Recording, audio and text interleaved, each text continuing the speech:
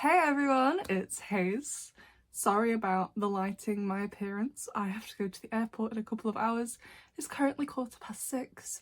I usually use natural light to film, hence all the shadows on my face, although I don't think any of you care what I look like right now, considering I'm still in my pyjamas. But we're going to quickly talk about Daddycop. When I get home from my holiday, I will do my usual full commentary on it. I'm going to try and get this done in under 5 minutes, which will be very difficult for me since we all know how much I like to yap. So I would give this episode a solid 9 out of 10. My favourite episode so far, I haven't watched White Papas yet, but I've watched Illustrator and Sublimation. Favourite so far, solid 9 out of 10, and I think the reason I enjoyed it so much was because it had some follow through from season 5. Mention of Chloe, how Sabrina is feeling, some follow through, obviously not loads of follow through, but had some follow through. So I love that about it. Great to see Chloe again. She's got a new cardigan, a bee cardigan. I'm happy about it. Love the Queen Bee doll.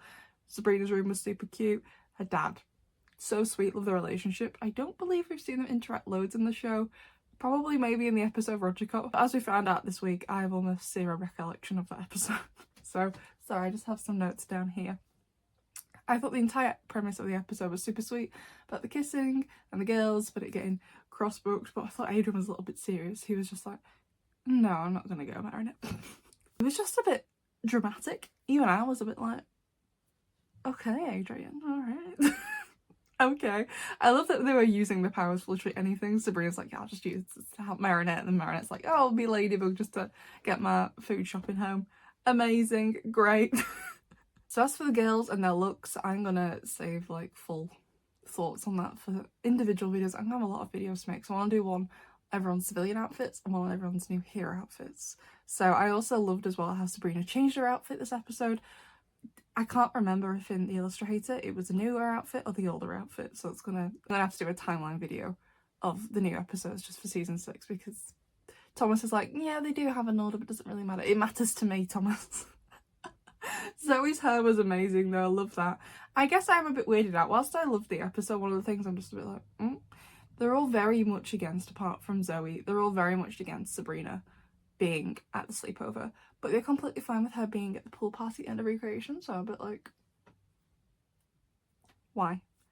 I guess I don't quite get it. I understand they couldn't have really done this episode before recreation, that last scene anyway, they wouldn't have had the time. I get it, I understand. Oh, there's a cat, hi.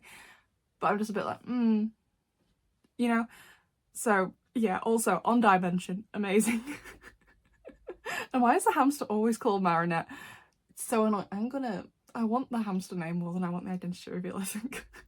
So whilst I really love this episode, and I guess Marinette was kind of the villain again, I don't really blame her as much as in Sublimation. In comparison to Sublimation, there was a lot of miscommunication in this episode, but I thought it was done really well, because Marinette didn't vocalise who she wanted to invite, neither did Zoe to Marinette, she did to the other girls, but not to Marinette. So I liked the miscommunication going on. It was done much better than in Sublimation. It was really great. So even though it was Marinette's fault, I don't really blame her. She had her own stuff going on because she was really sad about Adrian. Honestly, I would have been too. I was being quite serious about it. I was like, okay. But I did feel really, really bad for Sabrina in this episode, but she rejected the Akuma. She was amazing.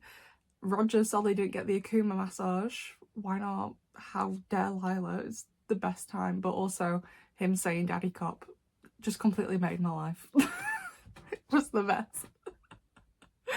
Oh, but then I liked how the Akuma was kind of like largely non-violent. Again, like Sublimation's Akuma was kind of the same, non-violent. I'm liking this kind of more non-violent Akumas, hopefully building us up to something much more violent. I guess like Gabriel's Akumas, we had like Mr. Pigeon, Roger Cop, quite non-violent Akumas, building up to something like Strike Back, which was pretty heckin' violent. So I'm assuming if we're going back to like season 1 stuff, they're going to build up to that again.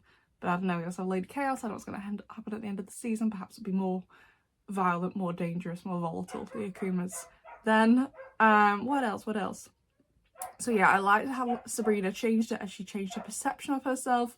And I loved Lila as well. She was just like, just turn around, I'll shoot at Cat Noir. And he was like, Roger was like, if I turn around now, I'll crash into him. I'm like, that's kind of the point, isn't it? Don't you want to beat him or whatever? Okay. But Max playing chess against Markov with Kalki. I love Kalki.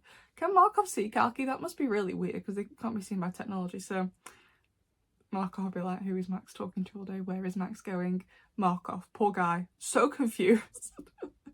And then Cat Noir was like, to Sabrina and to Miss Hound, who's like, I love your new outfit. And I was like, me too, because the last one was one of the ugliest things I've ever seen in my life. Although it did look slightly better in this animation. I love the whole teamwork around the akumatizing. It was great with using Miss Hound to get the car directly to them. Wonderful, although I didn't think they had to be directly at the garage. You could have done it anywhere. Just on a spare bit of road that was empty, you know what I mean? Lila, I don't have a clue what she's on. No idea, she needs help. And then at the end we'll set together all the girls. I loved all the pyjamas, especially Rose's pyjamas, like the unicorn hood thing, and Kagami's. They look so cute, like silky. Loved it. And then of course at the end, I'm assuming that was something to do with Zoe back at boarding school, because he said NYC, what was he called? Ray or something? I can't remember. Literally just finished watching it and I've already forgotten. I'm bad with names. Love the ending. That's why I like this episode so much, because the other ones have ended on cliffhangers, talking about things that are going to happen, but it's all been kind of just like general threats. Like in the Illustrator, it was Lila having a psychotic rant, and in the Sublimation it was Sublime getting signed with Tomaway as a sponsor, but you didn't really know what the threat was.